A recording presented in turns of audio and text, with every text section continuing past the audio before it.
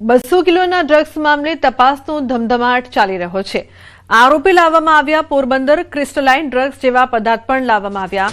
પોરબંદર આરોપીને Porbandar SOG office ખાતે લાવવામાં આવ્યા તો 203 કિલો ક્રિસ્ટલાઇન ડ્રગ્સ સાથે બે ઈરાની શખ્સોની ધરપકડ કરવામાં આવી છે। આઈએમબીએલ નજીકથી ઝડપાયું છે શંકાસ્પદ ડ્રગ્સ। ગુજરાત એટીએસ અને કોસ્ટગાર્ડનું મોટું ઓપરેશન સામે આવ્યું છે। અરબી સમુદ્રમાંથી ફરી એકવાર ડ્રગ્સનો જથ્થો ઝડપાયો છે તો 200 કિલોથી વધુનો જથ્થો ઝડપાયો છે। ઈરાનથી બે શખ્સ ડ્રગ્સનો જથ્થો લાવતા હતા। પંજાબમાં ડ્રગ્સની ડિલિવરી કરવાની હતી।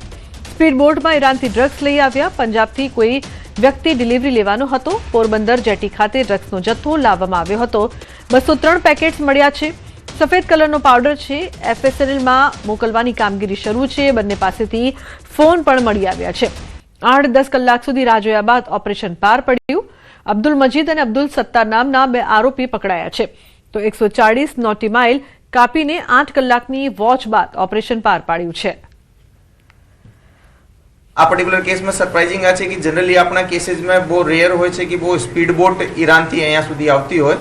જનરલી એક મોટી બોટ આવતી હોય છે, એમાં એ સિમ્પલ ઇન્જિન લગાવીને બહુ સ્પીડથી એ લોકો ચાલી શકે। બોટની સાઇઝ ઓછી હોય, નાની હોય છે અને એમાં ઓબીએમ જે ઇન્જિન હોય બહાર લાગતો હોય, જેનાથી બહુ તરત જ બહુ તેજ સ્પીડ પકડી લે છે।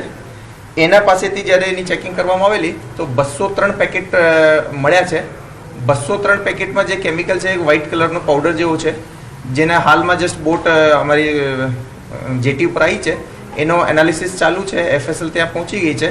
પ્રાઇમા ફેસી જે છે કે જે આપણો હિરોઈનનો અને જે ટ્રેડિશનલ જે ડ્રગ કિટ છે એની અંદર એ કેમિકલ ડિટેક્ટ નથી થઈ રહ્યો, તો એને આગળ જે એફએસએલમાં મોકલવાની કામગીરી ચાલુ છે। તો આરોપીને લાવવામાં આવ્યા છે પોરબંદર। ઉલ્લેખનીય છે કે મોટી સફળતા હાંસલ થઈ છે ડ્રગ્સનું આ ઓપરેશન। પંજાબમાં ડ્રગ્સની ડિલિવરી કરવાની હતી તેવું પણ સામે આવ્યું છે। તો એટીએસ અને કોસ્ટગાર્ડનું આ મોટું ઓપરેશન છે કે જેમાં મોટી સફળતા હાંસલ થઈ છે। અરબી સમુદ્રમાંથી ડ્રગ્સનો જથ્થો ઝડપાયો છે તો અંદાજે 200 કિલો ડ્રગ્સ હોવાની માહિતી સામે આવી રહી છે। પૂછપરછમાં અન્ય પણ કેટલાક ખુલાસા થશે। ઈરાનથી બે શખ્સ જથ્થો લાવતા હતા તેવી પણ માહિતી સામે આવી।